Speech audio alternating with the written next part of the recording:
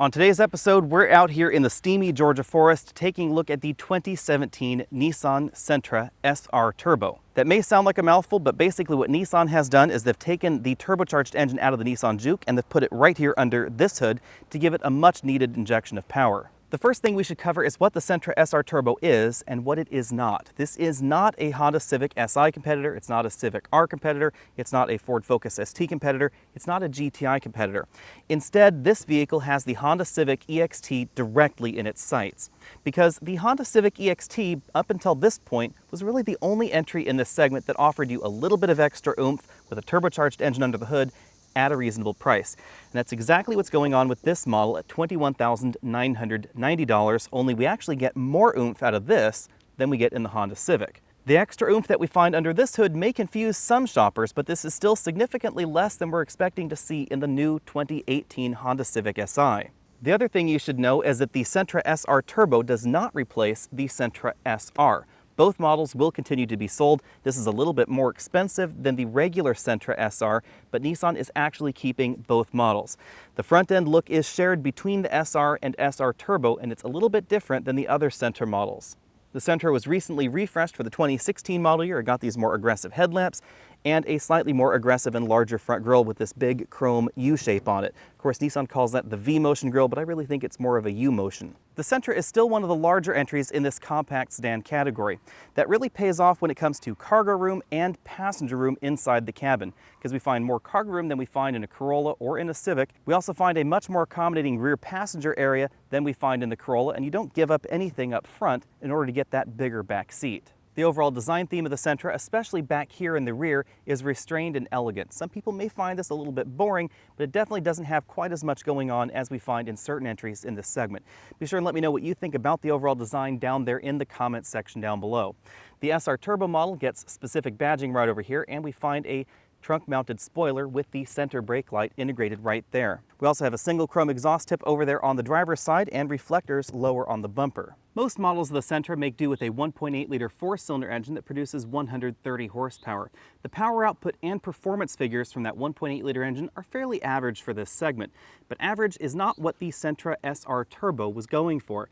So instead, we get a 1.6-liter turbocharged engine borrowed from the Juke. This produces 188 horsepower and 175 pound-feet of torque. This is notably more power than we find in the Honda Civic Turbo, but less than we expect to see in the Civic Si or the upcoming Civic R. Again, this is a direct competitor to the Civic EXT trim level. This engine can be mated to your choice of a 6-speed manual transmission or one of Nissan's continuously variable automatic transmissions, and they're actually the same price at $21,990, so you don't have to pay extra for the manual and you don't have to pay extra for the CVT. Front seat comfort comes in at 9 out of 10 points when compared to comparable seats. It's important to keep in mind that the SR Turbo comes in only one trim level at this point, and there are no power seats available. We do, however, have a tilt telescopic steering column, if I can find the lever there, that gives us a moderate range of motion. This steering column does not come quite as far out as some of the competitors in this segment, but the seat design itself is one of the most comfortable. This is easily more comfortable than what we see in the Toyota Corolla, for instance. The rear passenger compartment also comes in at 9 out of 10 points, mainly because of the amount of headroom we get in this vehicle. Now, my head does brush the ceiling, but this is definitely more than you find in especially the very swoopy, sexy styled entries in this segment. The seat bottom cushion is also a little bit higher off the floor than some of the entries as well. Sitting in the middle seat, I definitely have less headroom than in the outboard sitting positions, but again, a little bit more than some of the competition. If I move all the way over to the right side of the vehicle, where I had the front seat all the way back in its tracks, I still have about 3.5 inches of legroom left. Rear seat passengers get a softly padded center armrest with 2 cup holders, and the rear seats fold in a 60-40 folding fashion, but not quite flat with the cargo area in the back. The reason the rear seats do not fold flat is because we have an absolutely enormous trunk in the Sentra, even though this still has a spare tire. The trunk goes considerably below this lip. It actually goes to right down about there, and that means that if I zip up this 22-inch roller bag, you can very comfortably put it in this position and still close the trunk lid.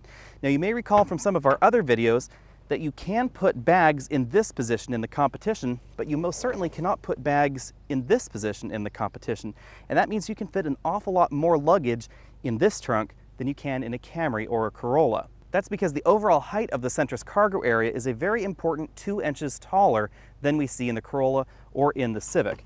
But the trunk is also quite deep, and the overall storage capacity of this trunk comes in at over 15 cubic feet, which is definitely larger than we see in the Corolla. Although we still have hinges that do impact the cargo going into the trunk, you can still fit more in this vehicle than you can in any of the competition. You could actually put 4 of these 22-inch roller bags, roll them all the way back there into the trunk, and then you could line up another 4 22-inch roller bags across the back and still close the trunk. As we take a look around the interior, keep in mind that the SR Turbo is not a top-end SL trim, so we don't have leather upholstery, although we do get a moonroof. The seats in the SR trim get unique fabric, as you can see here, with contrasting stitching. It's blue in our particular model. The front door panels are essentially the same as the regular Sentra model, so you do find hard plastics lower on the door. We do get a soft touch armrest, and then the center portion of the door that stretches all the way here to the back of the door panel, that's actually a fabric insert that is similar to the fabric we see on the seats. The dashboard was recently restyled for the 2016 model year. It's a soft touch injection molded upper, hard touch injection molded lower, and then we have a moderately sized glove compartment. It actually is sort of a slot. I'll turn the camera to the side here so you can see how deep that goes. It's actually a fairly deep compartment. You can easily put laptops that are small or tablet computers inside there. Returning to the dashboard, we have 2 large air vents, and then we have a standard LCD infotainment system. This does not use a touchscreen, however, and at this time you cannot get navigation in this model. Below the infotainment system, we find our start-stop button, manual climate control, and then a 12-volt power port and a small cubby where you can put keys or your cell phone. This uses the same key that we've seen in a wide variety of Nissan models in the past. And of course, our model has the 6-speed manual transmission. The other transmission on offer is a CVT, or continuously variable transmission, and it uses a fairly typical console shifter. In this manual transmission, reverse is all the way over to the left and then up, rather than all the way over to the right and then down, as is generally my preference in cars. Behind the shifter, we find the controls for our heated seats, high and low for both the driver and the front passenger, 2 large cup holders, a traditional handbrake, and then a softly padded center armrest. The armrest slides forward and backward and opens to reveal a small storage cubby with a USB port and an auxiliary input. On the driver's side, we have the same instrument cluster as the rest of the Sentra lineup, with a tachometer on the left and a speedometer on the right, a color multifunction display between the two. The multifunction display is where you'll find things like your trip computer, fuel economy, vehicle settings, as well as infotainment information, warnings, and some extra features like the vehicle's average speed. The 3-spoke steering wheel is similar to what we see in the Nissan Juke and a few other Nissan models. Ours is leather wrapped, and we have our controls for our infotainment system over here on the left. Track up, down, source, volume up, down. This changes the page on that multifunction display in the middle, and there's a back button for that same display interface. Then on the right side of the steering wheel, we find the buttons for our cruise control system, as well as our voice command button and phone hang up and pickup. Performance is obviously the big reason to get the SR Turbo over the regular version of the SR, and we ran from 0 to 60 in 6.5 seconds, which makes this a little bit faster than a Civic Turbo. That 0 to 60 score was obtained in a model with the CVT. If you get the manual transmission, you'll actually go from 0 to 60 a little bit slower. My best score with the manual transmission version was 6.9 seconds. Any way you slice it, however, this is definitely one of the faster entries in this segment. On the flip side, of course, the manual transmission is going to be the more engaging drivetrain in this car.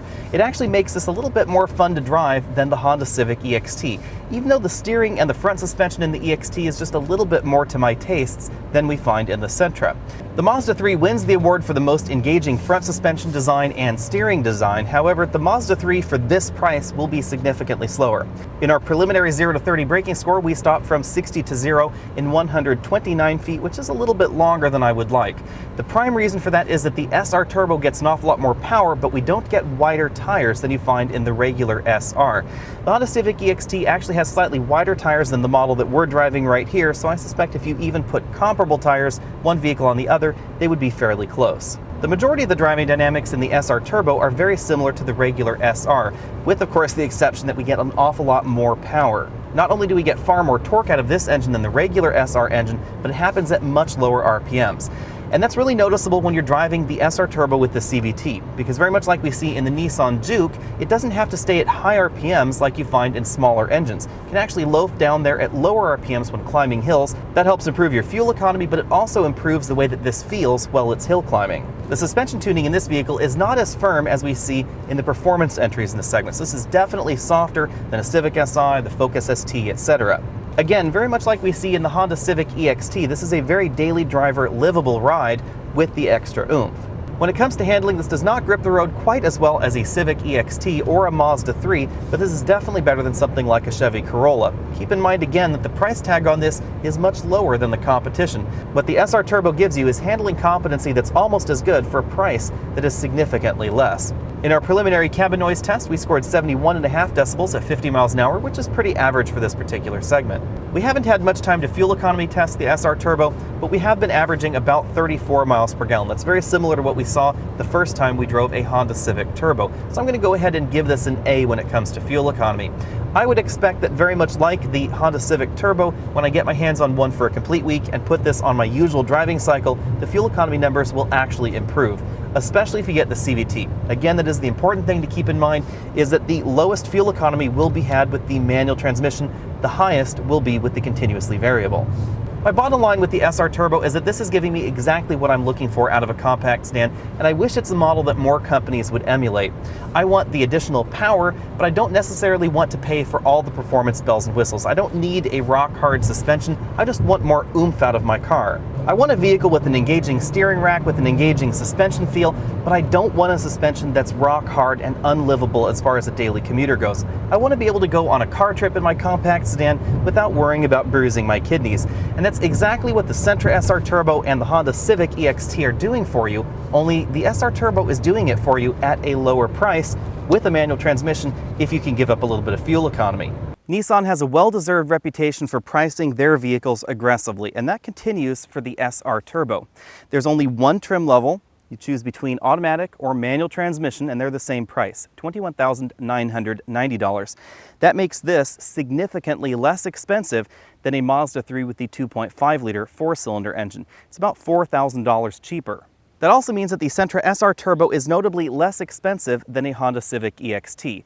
There aren't very many turbocharged entries in this segment to begin with, and there are fewer that are in this very narrow power range, between about 190 horsepower and 170 horsepower. Although Nissan tweaks the exterior appearance as well as the interior appearance and the suspension for the SR, this is not as removed from the base Sentra as we see perhaps in something like a Honda Civic Si, or definitely a Ford Focus ST, or a Volkswagen GTI. Those are more dedicated performance models, and their mission is quite different than what we see in this or in the Honda Civic Turbo.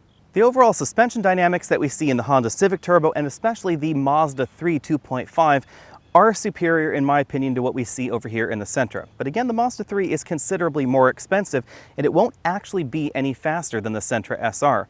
The Sentra SR is definitely quick, especially with the CVT. The other thing worth noting is that the fuel economy is still very high in the Sentra SR Turbo, just like we see in the other versions of the Sentra. And that is a little bit different than we see in the competition's performance entries, with the exception of that Honda Civic EXT, because it does get excellent fuel economy as well.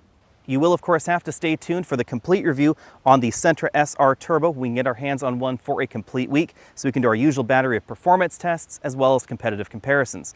But until that time, if you're looking for a performance sedan on a budget, you should definitely put the Sentra SR on your shopping list. The steering and the suspension may not be quite as engaging as a Mazda 3 or a Honda Civic EXT, but this is going to be significantly less expensive, and actually it's going to be a little bit more fun, depending on how you think of fun, with the 6-speed manual transmission, because you cannot get a manual transmission in the Civic Turbo at this time.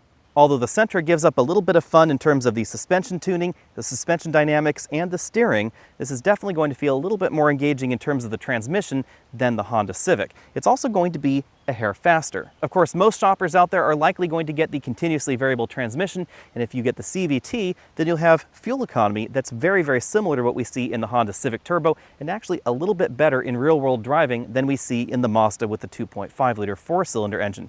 That makes the SR Turbo a very low-compromise, sporty sedan, and definitely on my recommended list.